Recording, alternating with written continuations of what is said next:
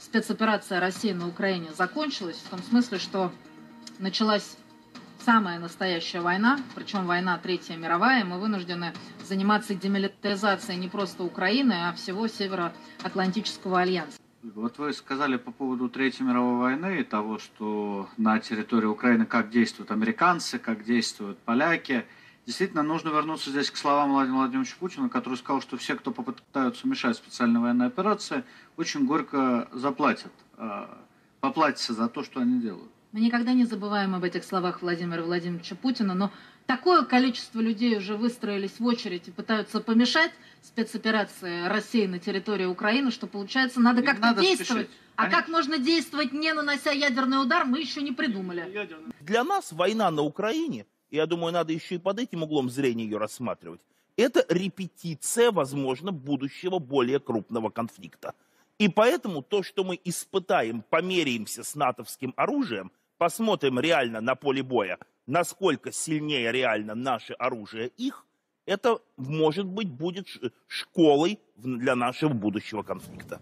В 19 веке пришли в Париж. Экклезиаст или проповедник. В 20 веке пришли в Берлин.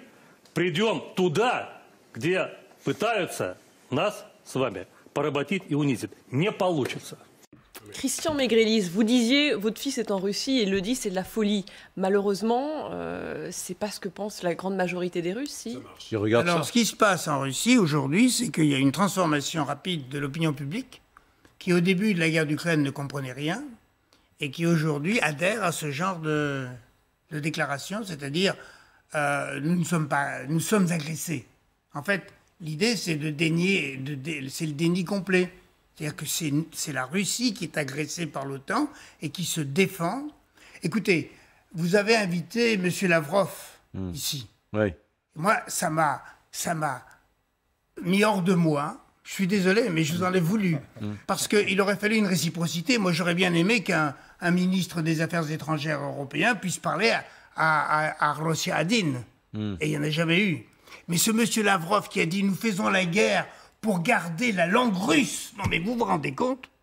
Nous faisons la guerre pour protéger la langue russe. On nous enlève notre langue et nous nous battons. Mais où est-on? Et il a dit ça ici, sur votre chaîne. Nous avons eu le chef de la diplomatie ukrainienne quand même le lendemain pour contrebalancer. Oui, bon. Enfin, et des Ukrainiens qui viennent quotidiennement sur le plateau. Des Affaires étrangères, c'est comme si notre ministre, Madame Colonna, s'était dit d'un seul coup, on va faire la guerre aux Suisses parce qu'ils ont imposé la langue allemande à Zurich. Non mais... C'est à peu près à ce niveau-là. Ouais. Et c'est du délire. C'est du délire complet. Les Ukrainiens russophones disent « S'il vous plaît, il ne faut pas me sauver, il ne faut pas me protéger, je suis très très bien ici. Ouais. » Bien sûr, même les russophones ukrainiens. Oui, bah, les russophones ukrainiens, ce que je dis, voilà, parce que les russophones ne veulent pas dire pro-russe. L'Ukraine est plus unie que jamais aujourd'hui, ce qui est très drôle parce que la chose opposée qui se passe, les gens qui sont assez âgés, déjà donc les générations de mes parents, ils passent de russe à ukrainien. Ils n'ont jamais parlé ukrainien avant, mais ils disent aujourd'hui que je ne veux pas parler la langue d'ennemi. Et cependant, même pas ça. J'ai plein d'amis qui sont au front, en première ligne, qui sont russophones, mais ça ne le fait pas les patriotes ottomans. Et donc, c'est sur ça que Poutine s'est trompé beaucoup, parce qu'il pensait que Kharkiv, qui est russophone, qu'il va l'accueillir les bras ouverts, Mariupol et tout ça. Maintenant, malheureusement, ce qui se passe dans les villes qui sont occupées, ils font, voilà, c'est pour ça qu'on appelle génocide, parce qu'ils essaient de raser la culture ukrainienne, ils essaient de raser l'identification ukrainienne, ils forcent les enfants, même pendant les vacances d'été, d'apprendre tout en russe. Donc, en fait, c'est horrible. Et ils distribuent les passeports russes. Oui, ils distribuent. Donc là, tout ça, c'est fait par force. Ouais. Donc, mesdames, messieurs, si vous prenez LCI en cours, nous sommes en train de parler d'un fait majeur. Les services américains, les services secrets américains ont laissé fuiter, ou en tout cas des journalistes ont eu accès à des informations qui disent 1.